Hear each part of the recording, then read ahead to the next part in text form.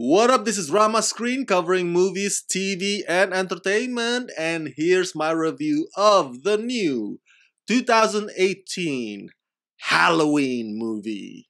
Let's rock this. Okay, this new Halloween is fantastic. Not only does it pay homage to the original with the whole exact same opening credit font, on top of the fact that the great John Carpenter returns to provide that timeless, iconic music again. But what's extra great about this new Halloween is that it retains everything that's thrilling about this franchise, minus the boring parts. Because you know how some of the previous Halloween sequels just dragged, but not this one. This is like the ultimate Halloween movie that we've always wanted and finally received. Jamie Lee Curtis returns as Laurie Strode in the yet another big confrontation with Michael Myers, who has haunted her since she escaped the killing spree on Halloween night 4 decades ago.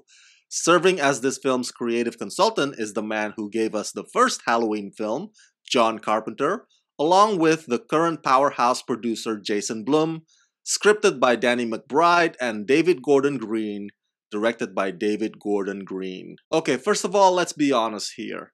David Gordon Green is probably the last person I would have in mind to direct an installment of this franchise. Pineapple Express, Prince Avalanche, Our Brand is Crisis.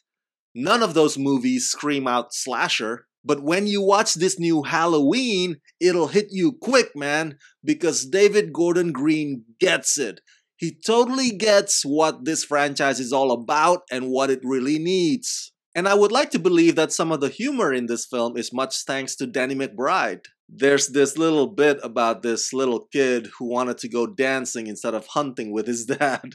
And that one actually cracks me up. But the point is, this is a movie that from the script and the technical standpoint, including cinematography and sound, truly understands how to capture Michael Myers in a way that would allow him to induce fear significantly. In some of the Halloween sequels in the past, Michael Myers had become some sort of a supernatural being, if you will. But in this one, it's back to Michael Myers being just a vicious human who slowly but surely walks his way from one victim to the next, as you see the camera following him from one house to the next. He is vulnerable or can be killed.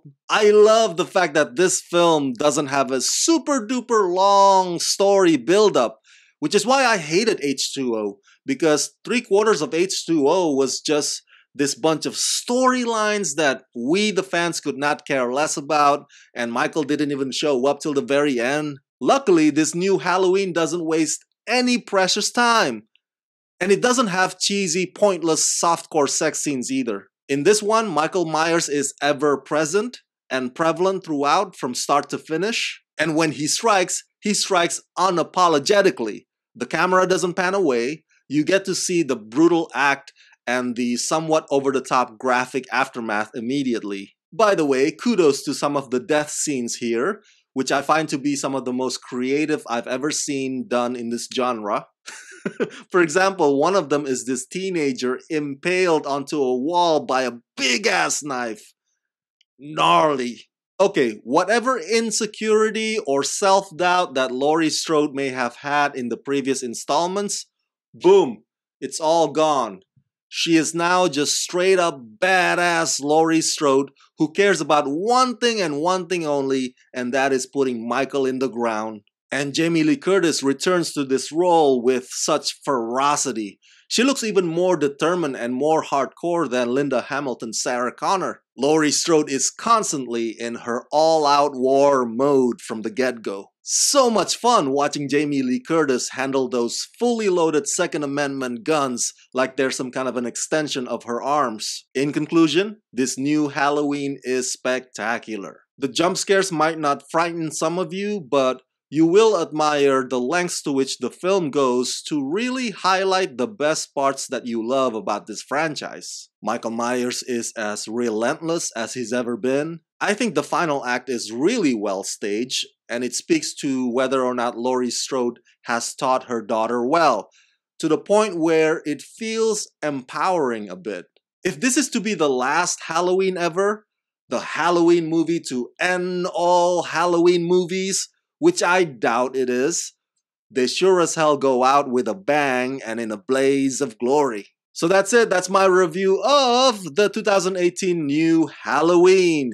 Share your thoughts in the comment section below and share this video with all your friends on the YouTubeverse. And as always, subscribe to my channel and ring the bell so you can get notified whenever I post new videos. Hey, if you like this review and you want me to make more, please contribute monthly to Rama Screen Patreon page and help support this channel. Become my patrons today at patreon.com/ramascreen. Let's rock this.